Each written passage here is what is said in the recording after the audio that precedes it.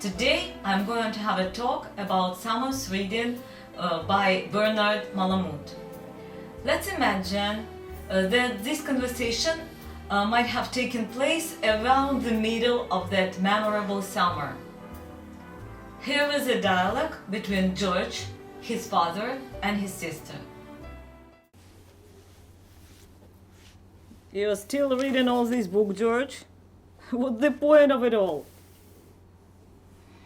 Oh, come on, Dad.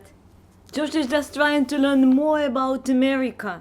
He thinks it makes him more American. That's not true.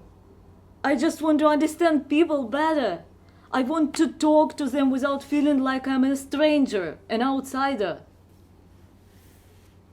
George. People don't care about this here. They care about hard work and a good job.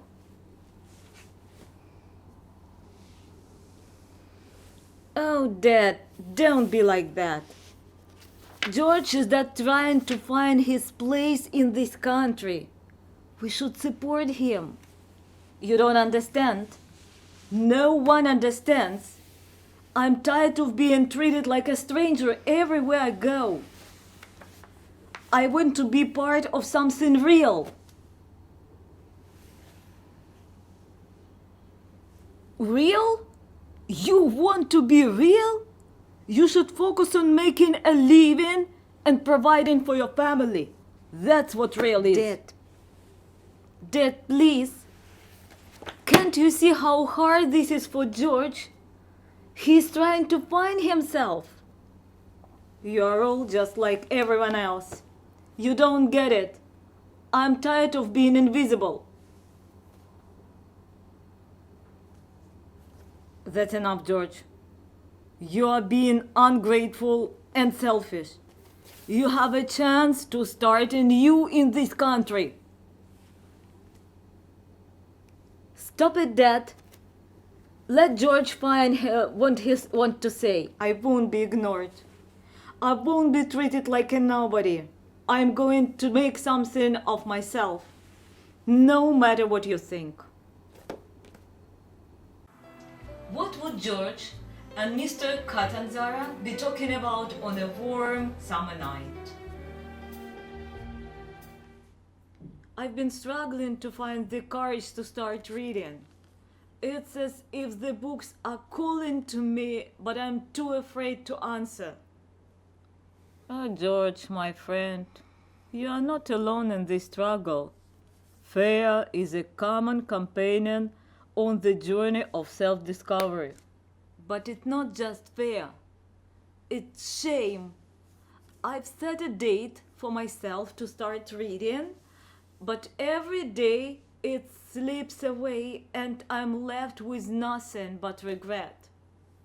Tell me, what holds you back? Is it the weight of expectation or the fear of not measuring up? I guess it's a little of both. I feel like I'm stuck between two worlds, my old life and this new one, and I don't know which path to take. I see.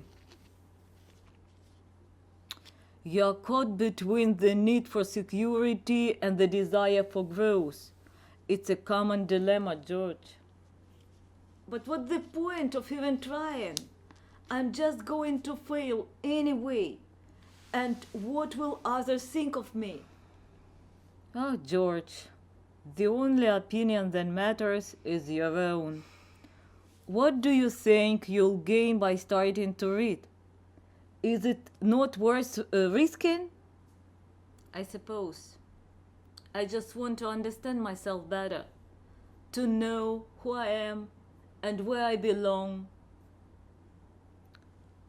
George, that's a beautiful goal. And I believe you have the capacity to achieve it. You are not lost, you are just navigating uncharted terrain. Really? You think so? Yes, George. And I'll be here to guide you every step of the way. Did you read The Ice Habit by Philip K. Dick? In our imaginary world, they met. George and from Summer, Sweden, and the guy from The Ice Have It. So, what are they talking about? They are in a quiet small cafe. They are sitting across from each other, sipping their coffee. I've been trying to find my place in this country for years, but it's like I'm just a ghost drifting through the streets. What you mean. Sometimes I feel like I'm just a collection of artificial parts, a construct created by society's expectations. Exactly. That's how I feel too. Like I am living someone else's life, not my own. And it's not just about identity, isn't it? It's about the masks we wear to fit in, like the ones we wear to hide our true selves. Yes. The masks we wear to avoid being rejected or ridiculed. But what's the point of it all? Is it really worth living a life that's not authentic? That's what I'm trying to figure out. What does it mean to be authentic in a world where reality is constructed? Where do we draw the line between truth and illusion? That's the question, isn't it? You know, I used to think that if I could just find the right book, the right words, I'd be able to think, to understand myself better.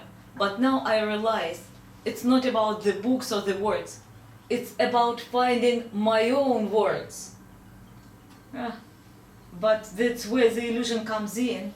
We're always searching for something external to validate our existence. Maybe we should focus on creating our own reality instead of trying to fit into someone else's. You're right. Maybe we need to stop searching for answers outside and start looking within ourselves. Exactly.